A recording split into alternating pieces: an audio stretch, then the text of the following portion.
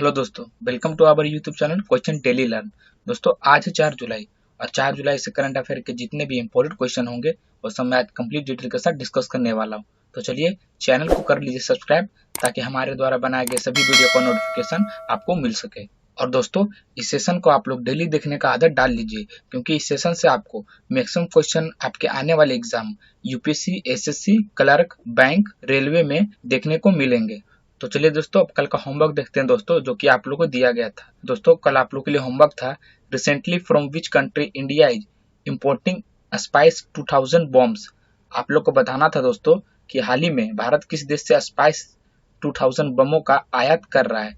तो दोस्तों मैं आप लोग को बताना चाहूंगा कि पिछले साल बालाकोट एयर स्ट्राइक के दौरान पाकिस्तान में आतंकवादी शिविर को नष्ट करने के लिए भारतीय वायुसेना ने इन्हीं बमों का इस्तेमाल किया था। और दोस्तों यह बम आसमान से जमीन पर आकर लक्ष्य को तबाह करने में सक्षम और बेहद शक्तिशाली है। और अब इन बमों के और एडवांस वर्जन को भारत इजराइल से खरीदने की तैयारी कर रहा है। तो चलिए दोस्तों अब इसका सही आंसर देख लेते हैं। इसका सही आंसर हो जाएगा इजराइल। इजराइल से भारत स्पाइस 2000 बमों का आयात करने जा रहा है। दोस्तों अब इजराइल से भारत स्पाइस 2000 बमों का आयात कर रहा है। तो चलिए इजराइल के बारे में आप लोग को बता दूं। इजराइल का कैपिटल हो गया जेरूसलम। पॉपुलेशन यहाँ का हो गया 8.884 मिलियन अकॉर्डिंग 2018।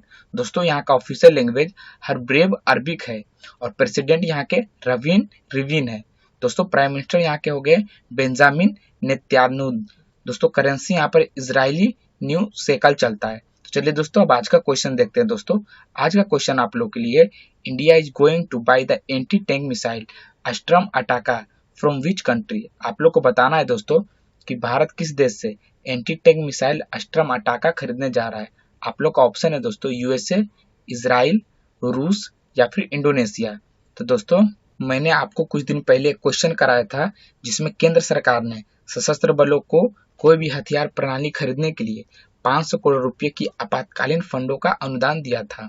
दोस्तों इससे आर्म फोर्स वैसे हथियार को खरीद सकते थे जो उन्हें लगता है कि युद्ध के लिए आवश्यक होगा या उनकी इन्वेंट्री में कम होगा।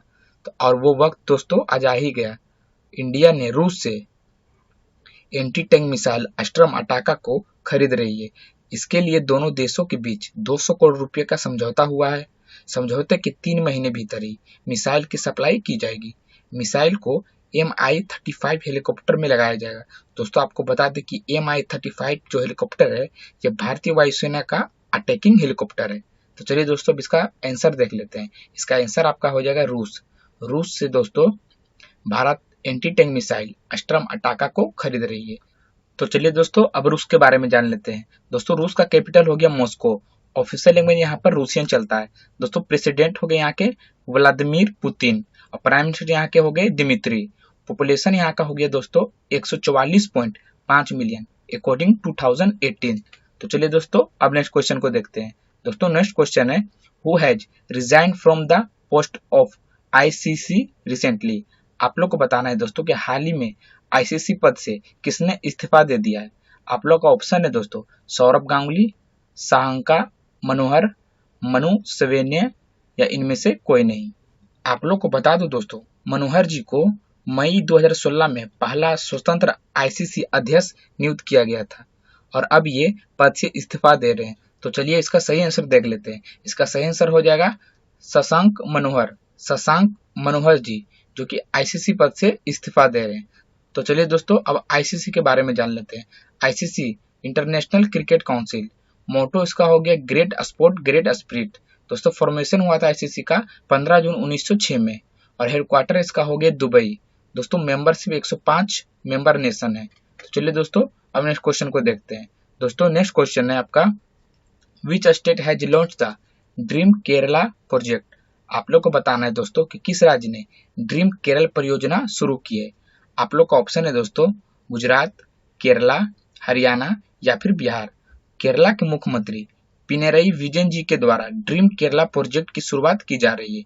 दोस्तों यह परियोजना न केवल विदेश और अन्य राज्यों से लौटे मजदूरों के लिए शुरू की जा रही है बल्कि केरल वासियों भी इस परियोजना का लाभ प्राप्त कर सकेंगे।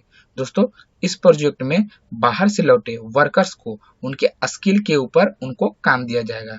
तो चलिए दोस्तों अब इसका सही आंसर देख लेते हैं। इसका आंसर हो जाएगा आपका केरला। केरला में ड्रीम केरला परियोजना की शुरुआत की जा रही है। तो चलिए दोस्तों अब केरला के बारे में जान लेते हैं। केरला का कैपिटल हो गया तिरुवनंतपुरम। दोस्तों पॉपुलेशन यहाँ का है 3.47 करोड़ और डिस्ट्रिक्ट यहाँ पर 14 है। दोस्तों ऑफिशियल लैंग्वेज यहाँ पर मलयालम चलता है। फॉर्मेशन हुआ था स्टेट का 1 नवंबर 1956 को। गवर्नर यहाँ के हो गए हैं सत्या शिवम। चीफ मिनिस्टर हो गए यहाँ के पिनरई विजयन। दोस्तों एमएलए का सीट यहाँ पर 144 है और राज्यसभा में आपका 9 सीट है और लोकसभा में आपका 20 सीट है।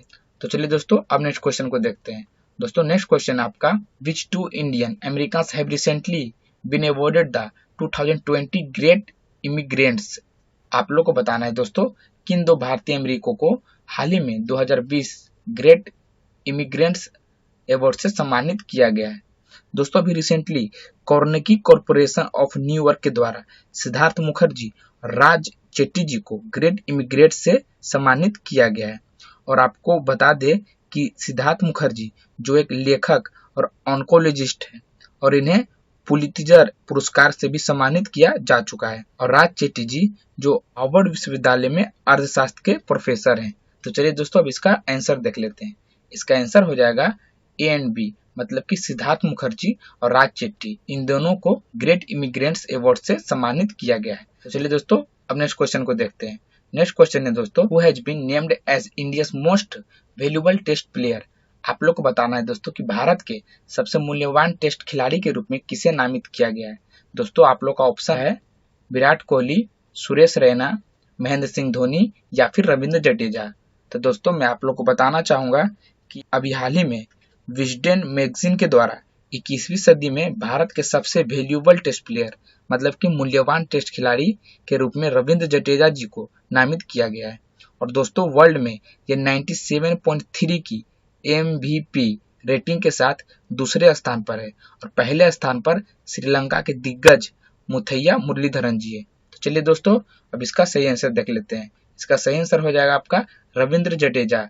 रविंद्र जडेजा जी को भारत के सबसे मूल्यवान टेस्ट खिलाड़ी के रूप में नामित किया गया है। तो चलिए दोस्तों अब नेक्स्ट क्वेश्चन को देखते हैं। नेक्स्ट क्वेश्चन है दोस्तों international asteroid day is celebrated every year on. आप लोग को बताना है दोस्तों कि हाल ही में अंतर्राष्ट्रीय क्षुद्र ग्रह दिवस कितने तारीख को मनाया गया है। आप लोग का ऑप्शन हो जाएगा दोस्तों 29 जून, 30 जून, 1 जुलाई या फिर 2 जुलाई। तो दोस्तों 2017 से 30 जून को अंतर्राष्ट्रीय क्षुद्र ग्रह दिवस मनाने की घोषणा हुई थी। और दोस्तों इंटरनेशनल एस्टेरॉयड डे लोगों के बीच क्षुद्र ग्रह को लेकर जागरूकता बढ़ाने और इससे होने वाले खतरे को लेकर युवा पीढ़ी को बचाने और उन्हें इससे होने वाली भयानक घटना को विस्तार से समझाने के लिए क्षुद्र ग्रह दिवस को प्रत्येक साल 30 जून को मनाया जाता है। दोस्तों आपको जानकर हैरानी होगी कि कई क्षुद्र ग्रहों का आकार इतना बड़ा होता है कि वो पूरी पृथ्वी को भी नष्ट कर सकती है। तो चलिए दोस्तों अब इसका आंसर देख लेते हैं। इसका आंसर हो जाएगा आपका 30 जून। 30 जून को आपका हर साल इंटरनेशनल एस्टेरॉयड डे सेलिब्रेट किया जाता है। तो चलिए दोस्तों अब नेक्स्ट क्वेश्चन को देखते हैं। दोस्तों नेक्स्ट क्वेश्चन आपका है recently Everton Weekes has passed away who were they. आप लोग को बताना है दोस्तों कि हाल ही में एवर्टन वीक्स का निधन हो गया, वो कौन थे।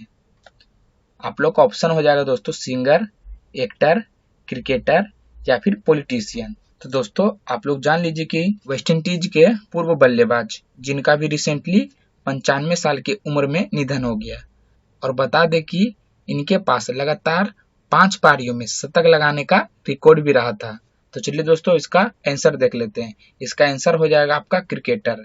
हाल ही में एवर्टन वीक्स का जो निधन हो गया वो क्रिकेटर से बिलोंग करते थे। तो चलिए दोस्तों अब नेक्स्ट क्वेश्चन को देख लेते हैं।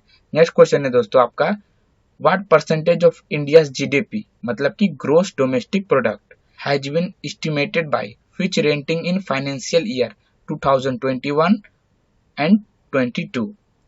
आप लोग को बताना है दोस्तों कि वित्त वर्ष 2021 और 22 में फिच द्वारा भारत की जीडीपी का कितना प्रतिशत अनुमान लगाया गया है। तो दोस्तों आप लोग को बता दो कि फिच रेटिंग ने वित्त वर्ष 2021 और 22 के लिए भारत की इकोनॉमी ग्रोथ रेट पिछले माह 9.5% रहने का अनुमान लगाया था, लेकिन अब इसकी ग्रोथ रेट को घटाकर 8% कर दिया गया है।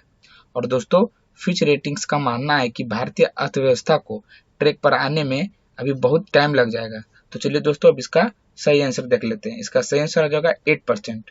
वित्त वर्ष 2021-22 में फिच द्वारा भारत की जीडीपी 8% होने की अनुमान लगाया है। तो चलिए दोस्तों, अब नेक्स्ट क्वेश्चन को देखते हैं।